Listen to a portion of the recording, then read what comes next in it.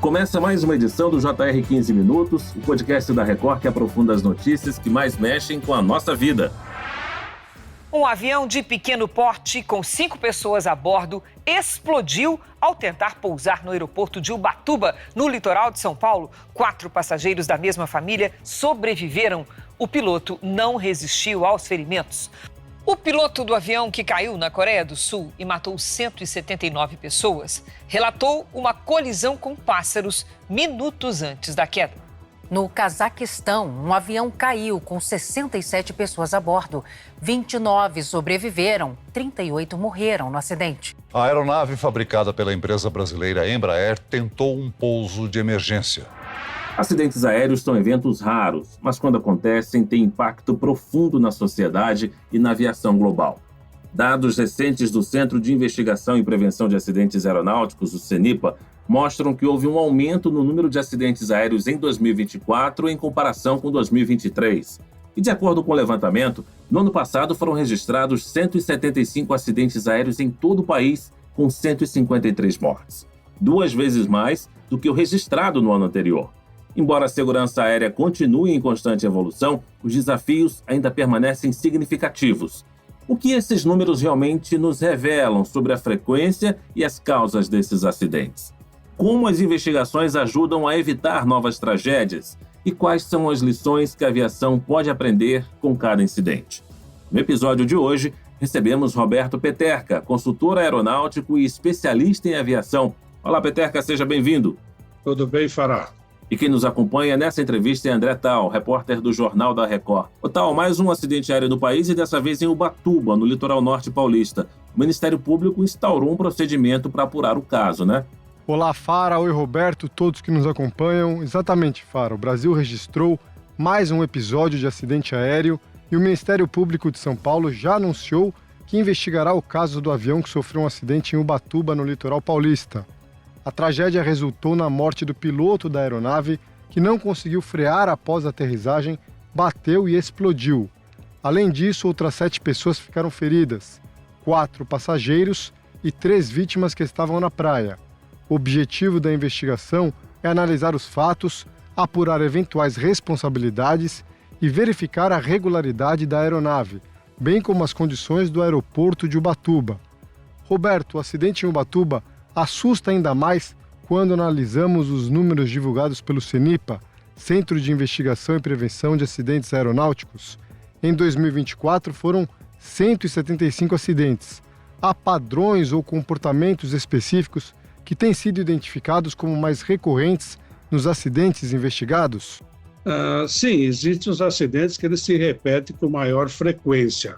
Agora, o número de vítimas de 2024, há que se recordar que apenas um acidente respondeu por quase 40% desse total de acidentes, de vítimas fatais, né? E eles voltam a acontecer. Você, na realidade, não tem acidentes novos. Os acidentes que existem até hoje, que hoje acontecem, se você pegar no passado, eles já aconteceram bem parecidos, porém, eles voltam a ocorrer por falta de consciência das pessoas envolvidas. Agora, Peterka, o aumento no número de acidentes aéreos no ano passado, apontado aí pelo CENIPA, reflete uma tendência preocupante ou pode ser atribuído a fatores pontuais? São fatores pontuais, ou seja, houve um aumento nas horas voadas na aviação geral, na aviação como um todo. Você tem como exemplo o aeroporto de Congonhas, que atingiu quase o topo do seu, quase o limite máximo da sua operação e, consequentemente, você aumenta o número de voos, o risco de aumentar o número de acidentes acompanha esse aumento. Quais são os principais desafios, Peterka, enfrentados atualmente pela aviação no Brasil em termos de segurança operacional? E eu queria saber se você diferencia a aviação tradicional comercial das grandes empresas e também aquela aviação privada com jatinhos, aviões menores. Sim, nós temos que diferenciar. Existe um empenho muito forte, há anos isso vem acontecendo, na aviação comercial, justamente porque é o que transporta o maior número de pessoas ao mesmo tempo. Já na aviação de pequeno porte, você não tem essa mesma fiscalização, até porque é impossível de você verificar nos aeródromos que tem pelo Brasil todo o que está acontecendo. Então, depende muito do doutrinamento individual de todas as pessoas envolvidas numa operação aérea. Então, a aviação comercial, você tem mais rígido controle, não só por parte das autoridades, mas por parte da própria empresa, que tem um treinamento mais eficiente, que acompanha melhor. O piloto voa praticamente todos os dias, o que não ocorre na aviação de pequeno porte, que eles podem voar só de final de semana ou esporadicamente, e isso prejudica a performance deles. Agora, Peterka, a cidade de Ubatuba, no litoral norte de São Paulo, registrou 6 acidentes aéreos nos últimos 8 anos. 3 deles tiveram vítimas fatais. Como é que as autoridades e os reguladores podem atuar de forma mais eficiente para prevenir acidentes, especialmente em aeroportos regionais como o de Ubatuba? Veja, o aeroporto de Ubatuba, ele não é controlado. Então, o que cada um faz ali é seguir os seus procedimentos estabelecidos. Eles não têm um controle efetivo, não têm fiscalização efetiva, a não ser a empresa que fica ali para dar apoio de solo, mas não apoio do controle de tráfego aéreo. Então, é aquilo que eu repito, é o endoutrinamento, a conscientização das pessoas envolvidas na atividade aérea, é que tem que se compenetrar e atuar para se evitar o acidente. A manutenção inadequada de aeronaves é uma das principais causas de acidentes, Roberto? Se sim, como reforçar a fiscalização? Bom, a manutenção é um dos fatores que contribuem para o acidente. E existe nas empresas de manutenção, a ANAC age fazendo vistorias anuais, fazendo vistorias. Quando acontece algum acidente, eles vão aonde foi feita a manutenção, mas esse é apenas um dos fatores. Você tem o aspecto fisiológico, psicológico, tem o aspecto do projeto do avião, tem a meteorologia, tem a instrução, enfim, tem a própria pista de pouso, que pode não oferecer a segurança necessária, porém o piloto às vezes insiste em ir para lá e infelizmente acontecem os acidentes. E quais as práticas os pilotos e operadores de aeronaves podem adotar para minimizar os riscos durante pousos e decolagens, que são as fases mais críticas do voo? Inicialmente, o piloto é obrigado a fazer um bom planejamento de voo.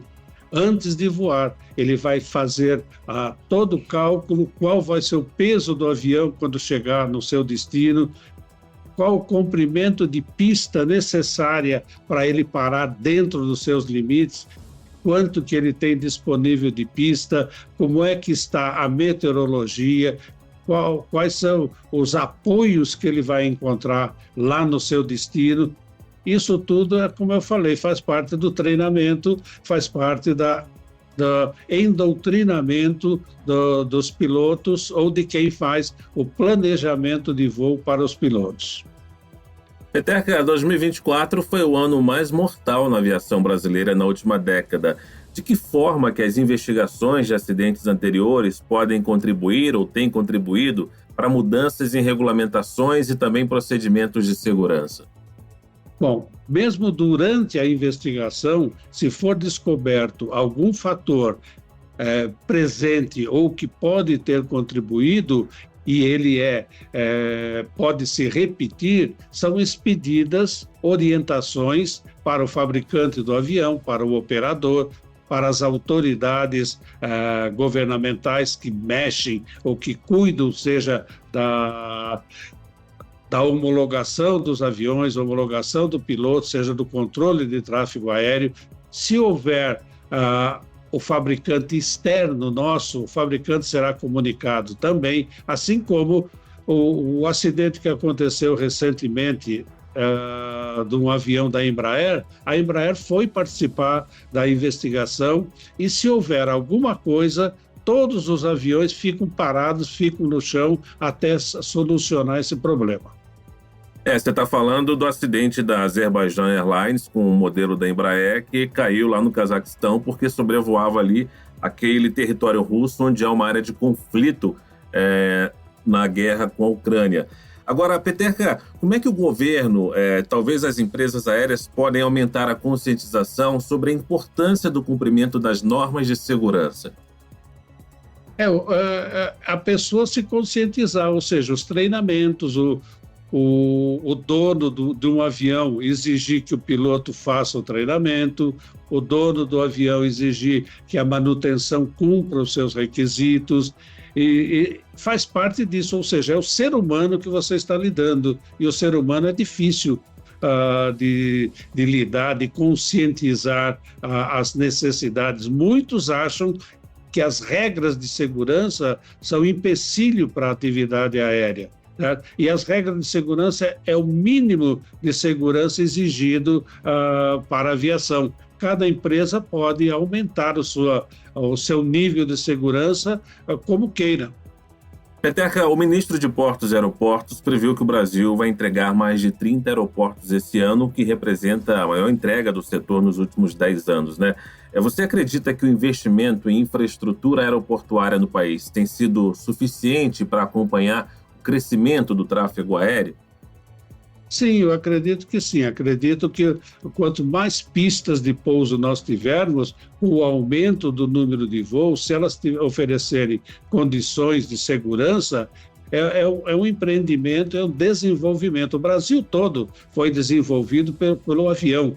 Se nós voltarmos na história, você tinha o projeto Rondon, você teve outros projetos que desenvolveu as áreas do interior do Brasil através do avião, porque não chegavam rodovias, não chegavam, usava hidrovia ou aerovias. E o avião foi uma parte importante para o desenvolvimento do Brasil, como continua sendo até hoje para nós nos manter o transporte de pessoas, de cargas, enfim, de forma rápida e segura. Agora, Peterka, de qualquer forma, essa sensação de segurança aumenta com o noticiário de acidentes. E eu me preocupo muito com aquelas pessoas que têm um medo natural de voar. A gente precisa lembrar que os aviões são reconhecidos como um dos meios de transporte mais seguros devido a uma série de fatores, não é isso? Exatamente. Você corre mais risco de sofrer um acidente indo até o aeroporto do que depois. Está constatado que o acidente aéreo é difícil mais de acontecer do que de um carro. Se nós analisarmos as estatísticas, por ano nós temos aqui no Brasil algo em torno de 40, 50 mil mortes por violência, por tráfego, por automóveis e tudo, e na aviação, exagerando como foi do ano passado, embora seja uma vida importante, né? Foram 150, 160 vidas que nós perdemos. Se nós fizermos uma análise de uma estatística mundial, dos últimos 40 anos, nós teremos aí talvez 20 mil vítimas fatais. Então, continua sendo o transporte mais seguro que nós temos em qualquer parte do mundo. Tá certo, nós chegamos ao fim dessa edição do 15 Minutos e eu agradeço a participação do Roberto Peterka, consultor aeronáutico e especialista em aviação. Muito obrigado, Peterka. Eu é que agradeço a oportunidade e estou à disposição quando for necessário. Perfeito. Agradeço também a presença do repórter do Jornal da Record, André Tal. Valeu, Tal. Eu que agradeço, Fara. Sempre um prazer, uma honra participar aqui do podcast. Esse podcast contou com a produção de David Bezerra e das estagiárias Amanda Fuzita, Isabela Santos e Yasmin Logrado. Sonoplastia de Diego Marcondes. Coordenação de conteúdo, Deni Almeida. Direção editorial, Tiago Contreira.